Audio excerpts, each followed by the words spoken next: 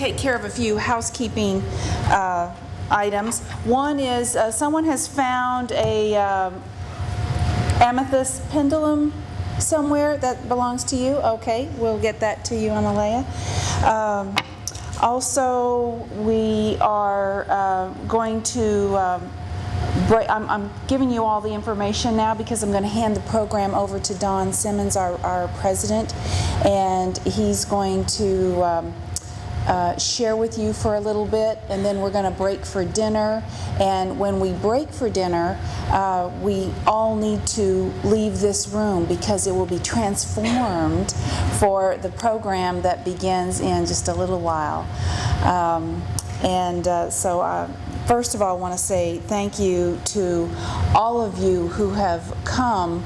As I mentioned this morning, it's no accident that you have been here with us today, that this is a really important union community that we have created to take sound and sound healing out to the masses. Each one of you is very important in this message. And that will continue tomorrow at the Doubletree from 9 to 1, the free portion of the Simotherapy if you want to join us for that. And then Monday we'll be back here in the chapel giving sessions. So if you want to join us for those items. We do have an upcoming Adding Sound Therapies to Your Practice on October 28th. It's a Monday, and we'll have that class at the Phoenix and Dragon bookstore, and we have more information out in the exhibit hall on that. Right now, I'd like to introduce you to Don Simmons, our president. You know, I mentioned earlier this morning that Lois was our founding president, and we leaned on her for 3 years, and then we shifted the helm to Arthur Cataldo, who is here, and Arthur served wonderfully for 3 years. And now we have, entering his second year, Don Simmons. And Don has just done a really wonderful job. Last year he created Gongs, Bells, and Bowls. And this is a great program for everyone who wants to touch a bowl, ring a bell, to really feel and touch and experience themselves as being the facilitator of therapeutic sound. And Don furthered that idea by getting a lot of us together and creating the Gongs, Bells, and Bowls CD, which you see for sale out at the Phoenix and Dragon book table. And then this year he topped that and created the Sound Healing Ministry, which is a tremendous opportunity to take a very viable template of a community of sound healers all throughout the world. And so I'd like to say, Don, please come up here, and I'd like to give you your award of recognition ahead of time.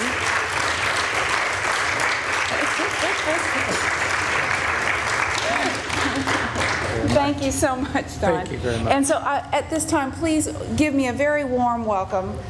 Join me in giving a very warm welcome to Don Simmons, the president of the International Sound Therapy Association.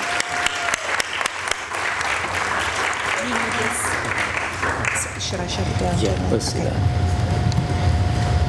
Thank you very much for being here. Oh, I gotta close out all this stuff. Sorry.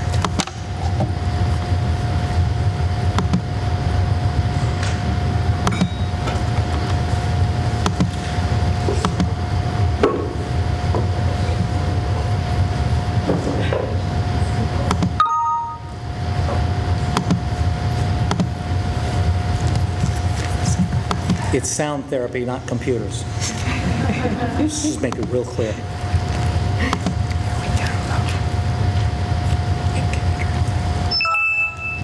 Now that's sound therapy. Isn't that fun? Thank you for being here. For those of you who know something about me, I was in the film business for many, many years. And one of the things that happens within the film business is that you have a tendency to get behind. Where are we here? Not much has changed in so many ways. But we had a wonderful method of being able to catch up in the film business.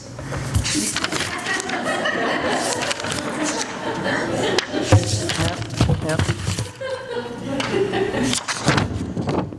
Yeah. Meditation teaches us to observe without judgment.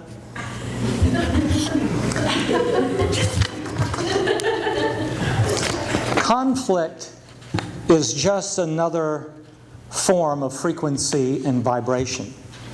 By the way, can you hear me okay, Nick? I mean, Derek? Here we go. Duct tape.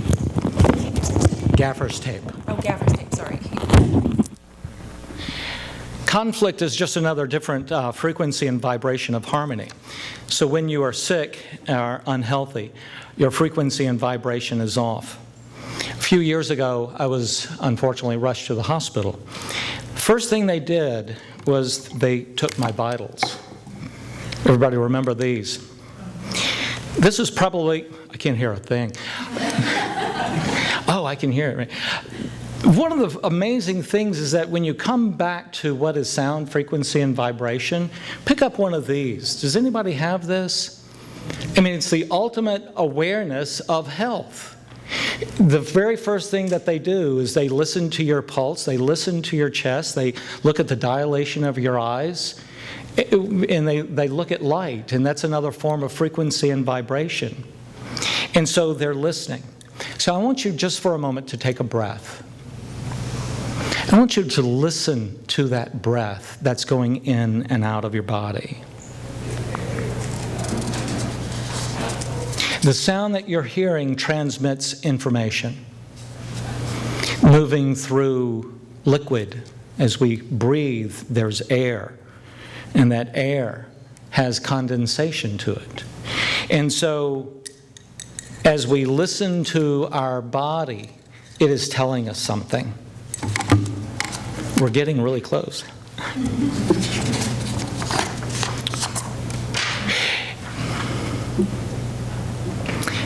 A cloud never dies. I was very fortunate to spend some time with Thich Nhat Hanh recently at a retreat center in, of all places, Batesville, Mississippi. Can you imagine? Thich Nhat Hanh has a retreat center in Batesville, Mississippi. He's got one in France, he's got one in Northern California, and in Batesville, Mississippi. That, to me, is awesome. That is frequency and vibration changing right there. He has reached out to the community of Batesville. High schoolers are coming to learn mindful meditation. He's reached out to the University of Mississippi, Oxford. Hotty toddy, everybody, if you're there. And so he's reached out, and so now Mississippi is becoming that place where mindfulness comes about. Recently, the concept of a cloud never dies is something very important to him. Everything just changes and takes a new shape. And everything can change in the blink of an eye. In the blink of an eye.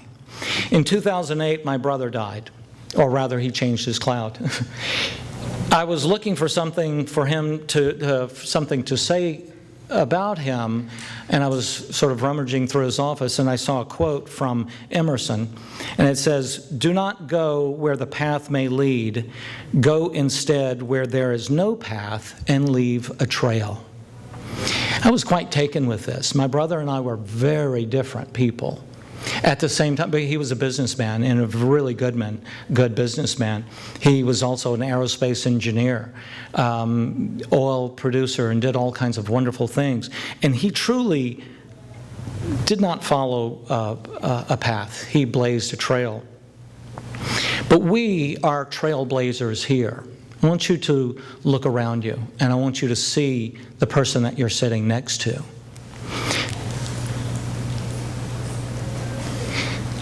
They're here for a reason, and so are you. You're a pioneer. You are a pioneer. Now, I want you to look across the way, and do you see somebody that you know? Wave to them. Oh, come on, y'all can really wave. By the way, you know the difference between a wave and a sound wave? It's a wave. Hey! That's a sound wave.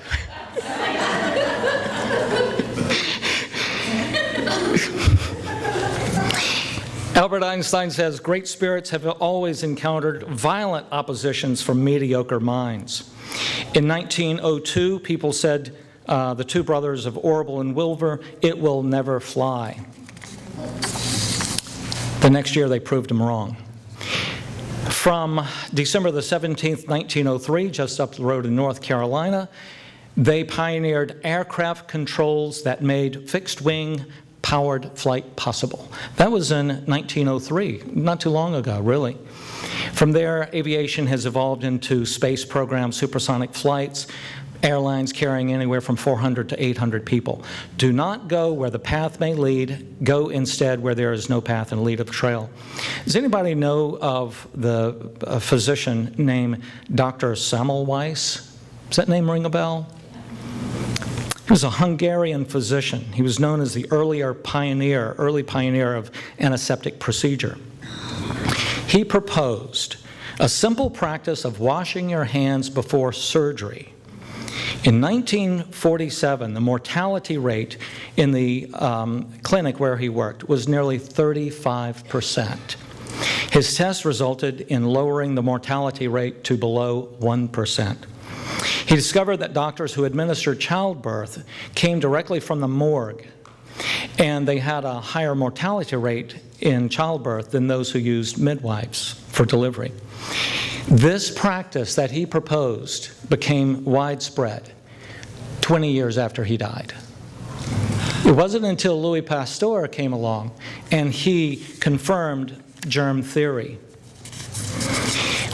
To this day, to his credit, there is now called a Semmelweis reflex. It's a metaphor for a certain type of human behavior characterized by reflexes like rejection of new knowledge because it contradicts entrenched norms, beliefs, and paradigms. Fascinating. So there are people who reject this kind of information. Many years ago, I was very fortunate. I was living in Hawaii, and I was part of a really cutting-edge team. This is probably close to 20 years ago now.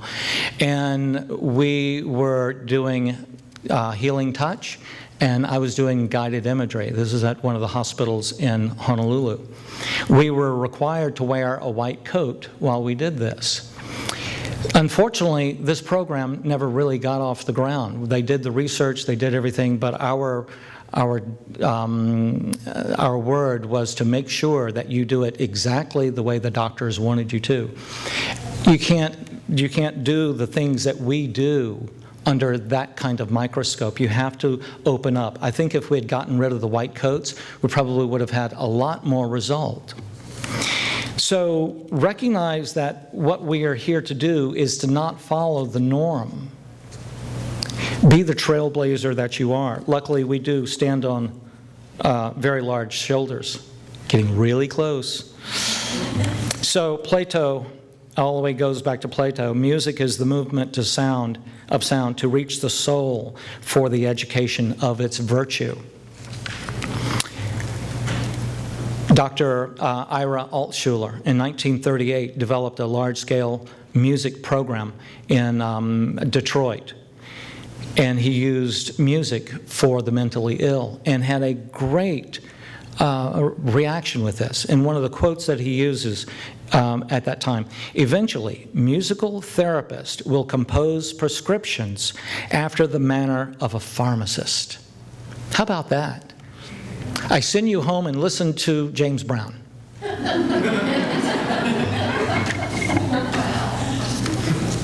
Why not? You know, if that makes you happy, that's a good thing. So it's bringing something up. Hans Jenny, Dr. Peter Guy Manners, who you've heard about just recently. And then just this year, there was an instrument that was nominated for an Edison Award. the AMI 750. And that individual is the founder of the International Sound Therapy Association, Mandara Cromwell.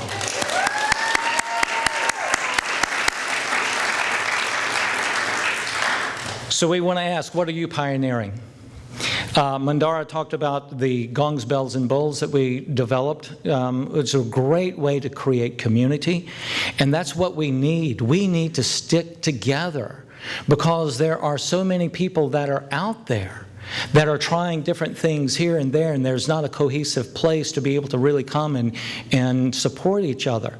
When you're out in the woods, you need to know that there's a place called home.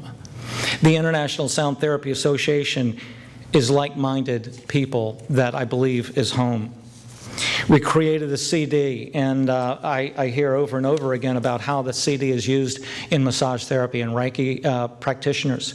It's really great, wonderful things, help people go to sleep.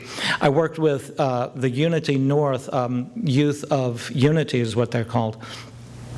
These kids, we were teaching Tibetan bowls. They did amazing work within just 15 minutes. They got it.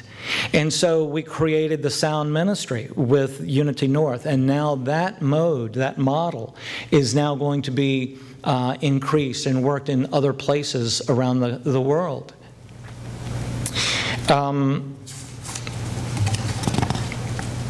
I believe we are sacred. Through the power of right intention, the power of sound, we can change the world. Sound creates change. If you think about the cloud never dies, but it does change forms. And so the cloud has all this moisture until there's a sudden change of frequency and vibration inside of that. And then there's the clap of thunder. And then the lightning comes after that, and then it pours rain. That rain comes down to the earth, waters the ground, water goes into the rivers and streams, and then it creates water for us to drink. But it's the sound, I believe, that changes the cloud. And so we are here to experience change. 7:30 tonight, hopefully it's 7:30, we're going to experience that magical transformation of sound. We didn't invent angels, but we've got angels. So if you want to see an angel, stick around. What is next for ISTA? What do you want to do? What do you want to do? Let me ask, who would like to say, what would you like to see new in the world? Anybody? How would you see a change in the world? Chris, I'll ask you. You're the one that came the furthest from us. How would you see the world change? The thing that I always think about is the integration of clinical medicine and complementary medicine. The integration of clinical and alternative medicine. I've seen evidence of the duality already Right. in profound ways that not a lot of people realize that's going on in hospitals. But Yeah. I want to see it out there. And I want to see somatic therapy being part of that. And what's wonderful is that Chris is doing it. And we are so proud to have people like Chris Gibbs as a part of the International Sound Therapy Association. You're out there doing it. Thank you for stepping up into that role as a leader in the International Sound Therapy Association, and you're doing it. Who else? What change would you like to see? Yes.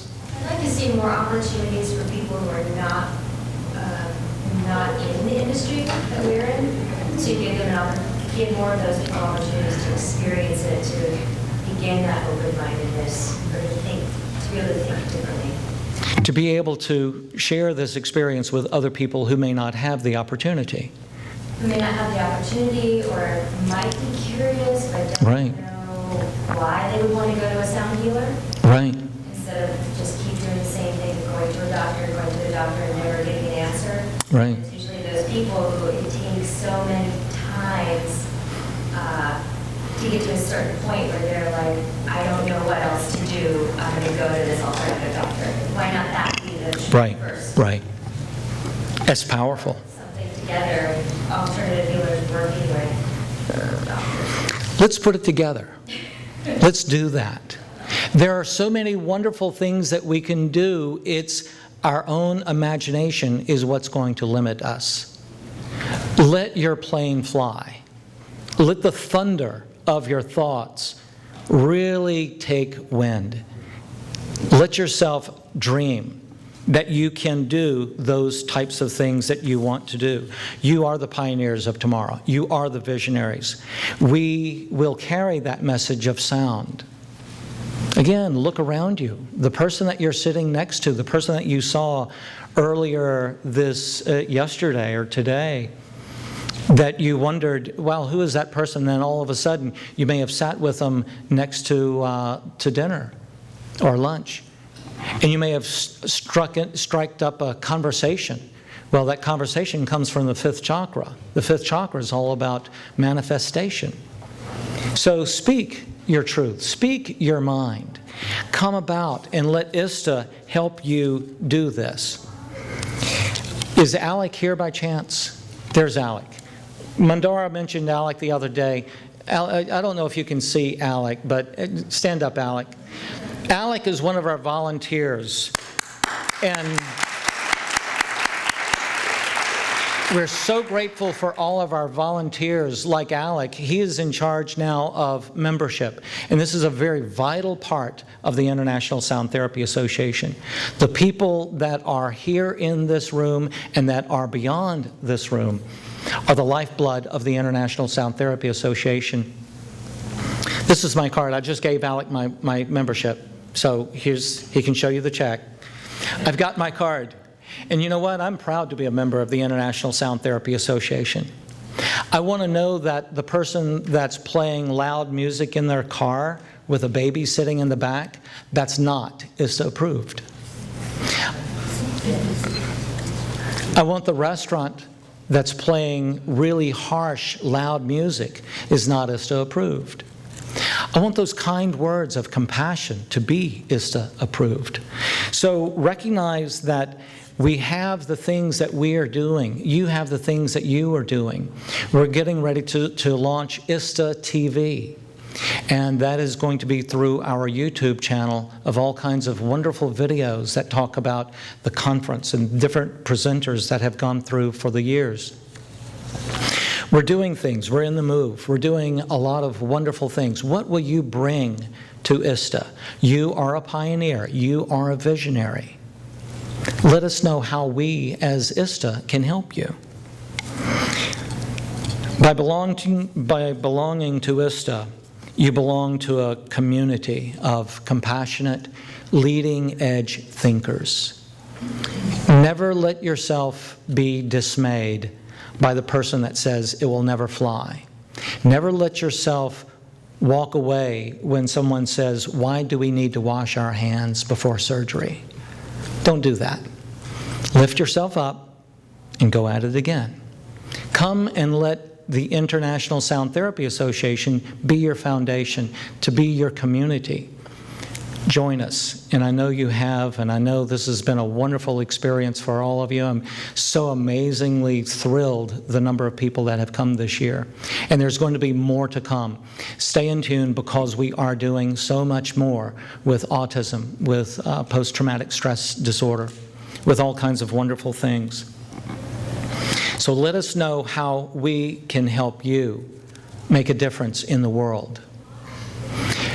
In just a few moments, we're going to transform this place into the Peace Bowl. What you will hear is approximately 22 quartz crystal bowls all playing at the same time. You think this roof is high enough for that? We might have to raise it a little bit more. You're going to hear shamanic drumming. You're going to hear Tibetan bowls. And we're going to have a cauldron that will be in the middle, and you will be given a small piece of paper for you to be able to set your intention that you are ready to release your smallness to move into your greatness. And so in just a few moments, we'll allow you to come down through the gauntlet of Tibetan bowls as you feel that frequency and vibration changing like thunder within you, to then release those things that are small so you can reach your greatness. I want to thank you all for being here for this weekend. We do have wonderful things coming up. We're going to take about a 45-minute break, and all of those who are with GB Square and the shamans here, stay right here, and we'll see everybody else in about 45 minutes. Thank you all for coming. Thank you.